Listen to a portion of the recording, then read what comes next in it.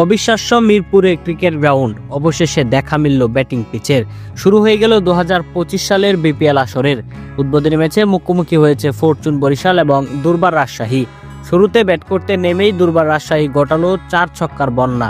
বিশেষ করে ইয়াসির আলী রাব্বি এবং অধিনায়ক এনামুল হক বিজয় দুজনে মিলে 140 রানের পার্টনারশিপ গড়ে তুলে দুর্বার রাজশাহীকে এনে দিয়েছে 197 রানের বড় সংগ্রহ। অবাক করার ব্যাপার হলো, আগের আসরগুলোতে মিরপুরের মাঠে এমন বড় স্কোর খুব কমই দেখা যেত, আর এবার প্রথম ম্যাচে 200 রানের কাছাকাছি স্কোর। তাও আবার এই রানগুলো এসেছে সব বাংলাদেশি ব্যাটারদের কাছ থেকেই। ম্যাচের মাঝে ধারাভাষ্যকরা বলে উঠছিল, এমন ব্যাটিং পিচ দেখে যে কারোরই এই পিচে ব্যাট করতে মন চাইবে। টি-20 খেলার আসল সৌন্দর্য হলো মারকুটে ব্যাটিংয়ে, তাই ব্যাটিং পিচে টি-20 খেলা বেশ ভালোভাবেই মানায়, কারণ রান ছাড়া টি-20 খেলা দেখতে খুবই বিরক্তিকর লাগে। মিরপুরে এমন ব্যাটিং পিচ দেখে হয়তো পাপন দাদুর মাথায় হাত হতেই পারে, কারণ শত চেষ্টার পরেও সমালোচনার পরেও মিরপুরে ব্যাটিং পিচ তৈরি করতে পারেনি আগের বিসিবি কর্মকর্তারা। আশা করছি এরকম একটি দুর্দান্ত পিচে এবারের বিপিএল আসর দুর্দান্তভাবে জমে উঠবে।